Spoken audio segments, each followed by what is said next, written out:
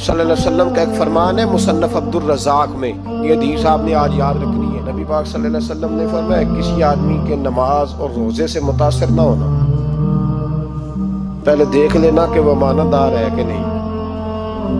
کسی کے نماز روزے سے متاثر نہیں ہونا، پہلے دیکھ لینا کہ دیانت دار ہے کہ دیکھنا لوگوں کی جیبوں پہ کتنی نظریں ڈالتا ہے۔ فرمایا بہت سارے نماز روزے والے دھوکے بازی کرتے ہیں، دیانتی نہ کریں، اپنے عہدے کا پاس رکھیں، اپنے منصب کا خیال رکھیں۔ عہدے جس جگہ آپ موجود ہیں آپ کی ذمہ داری ہے۔ میرے رسول پاک صلی اللہ علیہ وسلم نے فرمایا ہر بندہ تم میں سے نگران ہے، اور جو اس کی رعایا ہے اس کے بارے میں اس نے جواب دینا ہے۔ کبھی بھی بددیانتی نہ کریں۔ ہم لوگوں کا پہلے اعتماد حاصل کرتے ہیں، پھر اس اعتماد کو ٹھیس پہنچاتے ہیں۔ اس کا نقصان پتہ کیا ہوتا ہے؟ دنیا میں سب سے کمزور شخص وہ ہوتا ہے جس پر کوئی اعتبار نہیں کرتا۔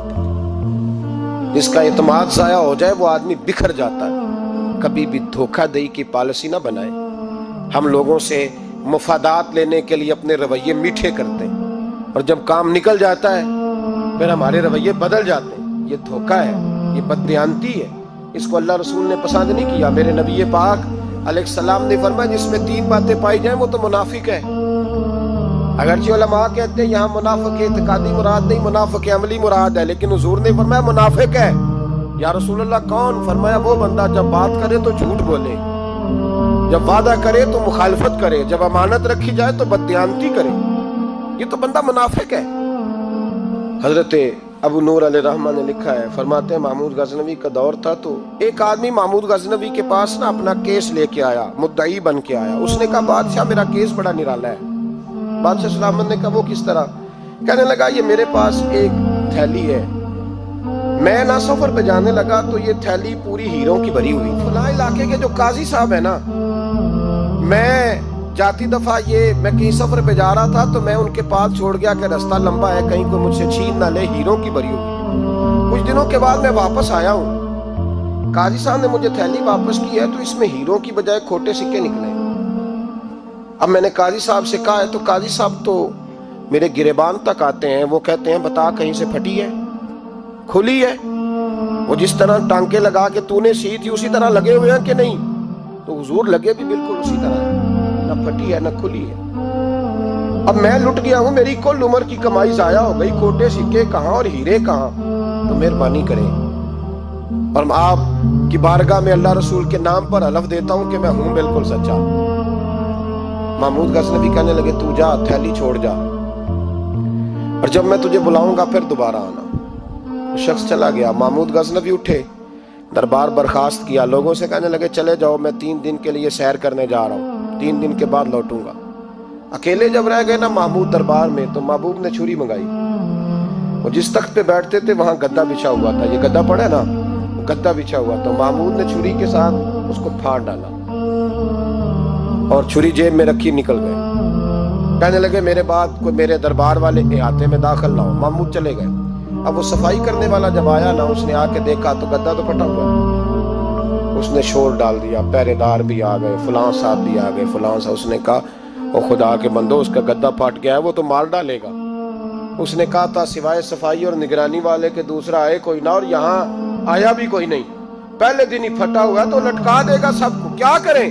شور ہو گیا، سارے دربار کے ملازمین اکٹھے ہو گئے۔ ایک بندہ بولا، کہنے لگا فکر نہ کرو، میں کیسے بندے کو جانتا ہوں، اس طرح سیے گا کہ جس نے پھاڑا ہوگا اسے بھی پتہ نہیں چلے گا کہاں سے پھٹا تھا، ایسا بہترین رفو کرے گا کہ پتہ بھی۔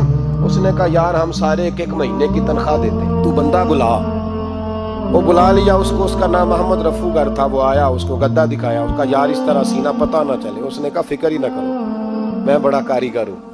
بڑے بڑے کاریگر لوگ نہیں ہمارے ملک میں پائے جاتے، کوئی نشان چھوڑتے ہیں پیچھے؟ بڑے کاریگر کا پیسے ہونے چاہیے، بڑے بڑے کاریگر بندے۔ آپ یقین کریں ایسا ایسا فلسفہ، یہ عمرہ عبادت ہے نا، سرکار دو عالم صلی اللہ علیہ وسلم کی بارگاہ کی حاضری بڑی نعمت ہے نا۔ تو سعودی گورنمنٹ نے پابندی لگا دی، خیر ان کی بھی زیادتی ہے، اس طرح کی پابندیاں شریعت اسلامیہ میں جائز نہیں۔ اللہ کے گھر مسلمان جب چاہے جا سکتا ہے، لیکن وہ کہتے ہیں جی 2000 ریال دے جس نے 2 سال بعد بھی آنا ہے۔ انہوں نے پابندی لگائی تو ہمارے ایجنٹوں نے بھی کئی خاص ٹریننگ حاصل کی ہوئی ہے، پتہ نہیں کہاں سے سیکھ کے آئے، انہوں نے بھی رستہ نکال دیا۔ ایک صاحب سے میں نے کہا کہ جناب وہ 2000 ریال لگ گیا تو کیا کرنا ہے؟ کہنے کوئی مسئلہ نہیں، پاسپورٹ نواں بنوا لو، گنجائش ہے، یعنی ہر شے کا حل ہے۔ تو میں نے کہا یار اب عمرہ کرنے جاتے وقت بھی بندہ دھوکہ دے کے جائے، اللہ کے گھر جاتے وقت بھی اس طرح کی حرکت کرے، کیا حال ہو گیا؟ ہر چیز کا لوگوں نے حل نکال لیا، ہر چیز کا لوگوں نے سٹائل بنا لی۔ ایسا نہ کریں، یہ درست نہیں۔ احمد رفو کر کہنے لگا اس طرح سیوں گا کہ پھاڑنے والے کو بھی پتہ نہیں، ان کا پیسے لے یار تو سی دے۔ اس نے سی دی، اگلے شام ہی لا کے بچھا دیا گدا۔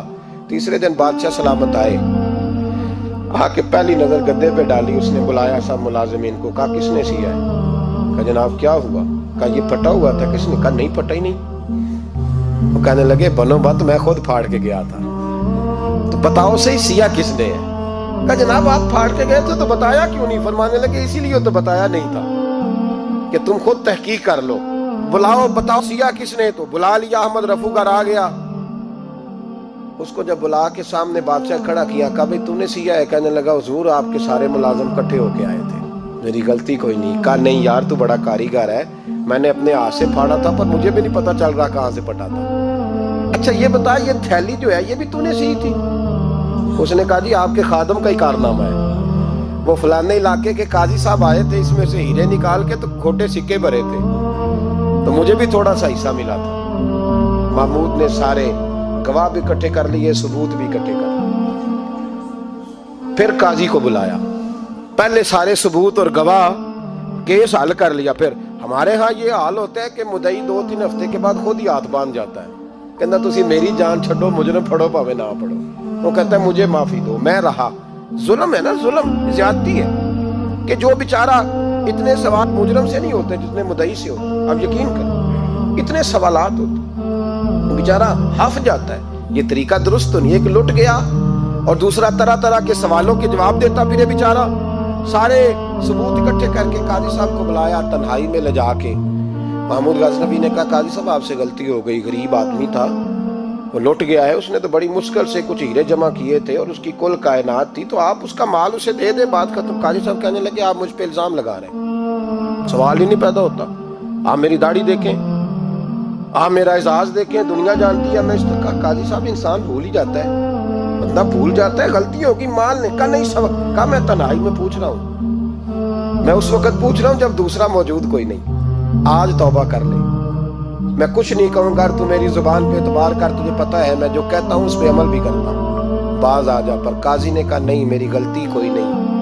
محمود نے پھر بڑے دربار میں بلا لیا، مجمع عام میں۔ مہلت کے دنوں میں جو توبہ کر لے وہ بچ جاتے ہیں، لیکن لوگ رسوائیوں کے دنوں میں پھر واپس لوٹتے ہیں اگلا گھر دیکھ کے، پھر حالات اور طرح کے ہو چکے ہوتے ہیں۔ جب بڑے دربار میں قاضی کو بلایا، بھائی تو مانتا ہے کہ نہیں؟ اس نے کہا نہیں، تو کہا بلاؤ احمد رفو کا۔ جب احمد رفو کا آیا تو بوڑھے قاضی کی ٹانگیں کانپنے لگی، جملے ٹوٹنے لگے، لفظ زمین پر گرنے لگے، بات صحیح نہیں ہوتی، زبان لڑکھڑانے لگی۔ محمود کہنے لگے قاضی میں نے تجھے کہا تھا وہاں مان جا بات، اب بڑے دربار میں بول۔ تو جب قاضی صاحب کی گردن خود بخود جھک گئی تو دنیا سمجھ گئی، کہا نکل جا میرے دربار سے۔ محمود بولے نکل جا، اتنی تجھے عزت دی، اتنی بڑی تنخواہ دی، قاضی بنایا، اور یہ چھوٹی سی رقم کے لیے، تھوڑی سی رقم کے لیے تو بددیانت ہو گیا، چل چلا جا، نکل۔ قاضی دربار سے نکلا تو لوگ لعنتیں برسانے لگے۔ کل جو دکانیں چھوڑ کے سلوٹ کرنے آتے تھے وہ کہنے لگے اس کی عمر دیکھو، اس کے کام دیکھو، دیکھو اس نے کیا کیا۔ گھر گیا، بچے جن کے لیے پاپ کمایا تھا، جنہاں لی تو پاپ کمائے ہن کتھے نہیں ہو تیرے کر دے۔ وہ بچے کہنے لگے ابا جی ہم تو سکول مدرسہ جانے کے قابل نہیں رہے، امید تھی کہ بیوی ساتھ دے گی۔ وہ کہنے لگی میں میکے کیسے جاؤں گی، گلی کی عورتیں طرح طرح کی باتیں بناتی ہیں۔ اور بھائی کامیابیوں کے بڑے سربراہ ہوتے ہیں، کہ کامیاب ہو جائے تو سارے کہتے ہیں میری سپورٹ سے ہوا ہے، ناکامیاں ہمیشہ یتیم ہوتی ہیں، ناکامیوں کا کوئی سربراہ نہیں ہوتا۔ جب تک تو قاضی تھا تو بڑے بات تھی، ہر بندہ کہتا تھا رشتہ دار ہے، رسوائی ہو گئی تو وہ تیری آنکھ ہو یا سنگ ملامت کی چبھن، کون پہنچا ہے میرے درد کی گہرائی تک، دور شہرت میں تو یاروں نے کیا یاد بہت، ساتھ آیا نہ کوئی کوچے رسوائی تک۔ اور میاں صاحب کہنے لگے ساری عمر ہی آٹا گد ہے، میں لکھاں کیتے نہیں پیڑے، اب وقت آیا ہی تے محمد بخشا کوئی نہیں ہوں بیٹھا نیڑے، حالات ہی بدل گئے۔ قاضی خاموشی سے اندر چلا گیا، اپنی رسوائی سمیٹ کے بستر پہ لیٹا، نہ روٹی کی بھوک لگی، نہ پانی کی پیاس لگی، نہ نیند آئی، ساری رات تڑپتا رہا۔ سویرے گھر والوں نے دروازہ کھولا تو روح پرواز کر گئی تھی، دنیا چھوڑ گیا۔ حضرت ابو نور علیہ رحمہ بولے، فرمانے لگے یاد رکھو کبھی بددیانتی نہ کرنا، کبھی۔ یہ تو محمود غزنوی کی عدالت تھی، قیامت میں رب کریم کی عدالت لگے گی۔ اور فرمایا وہاں تو گواہی دینے والا احمد رفو گر تھا، قیامت میں تو تمہارے اپنے ہاتھ پیر گواہیاں دیں گے، ہمارا اپنا وجود گواہی دے گا۔ اور فرمایا یہاں تو لانتے دنیا دار برساتے تھے، وہاں فرشتے ہوں گے۔ اور قاضی کو تو موت آ گئی تھی، قیامت میں تو دوبارہ موت بھی کوئی نہیں آئے گی، وہاں تو رہنا ہے اور سہنا ہے۔ بددیانتی معاشرے میں، اتنی بددیانتی ہر جگہ۔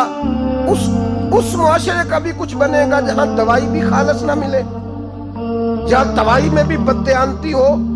لوگ اپنے بچے کو آکسفورڈ یونیورسٹی میں پڑھانے کے لیے غریبوں کے بچوں کے رگوں میں جو دوائی اتارے وہ بھی 2 نمبر۔ اتنا بڑا بھی کوئی بددیانت معاشرہ ہوتا ہے کہ لوگ یہاں تک دھندا کریں، یہاں تک کہ لوگ لوگوں کی زندگیوں سے کھیل جائیں اور ہمیں احساس تک نہ ہو کہ کوئی مر جائے گا، کوئی ڈوب جائے گا، کیا بنے گا۔ اور جس نے وہ رجسٹر کی دوائی کی، اس نے 2-4 لاکھ روپیہ لیا اور اس نے یہ نہیں سوچا کتنے انسان میری وجہ سے مریں گے۔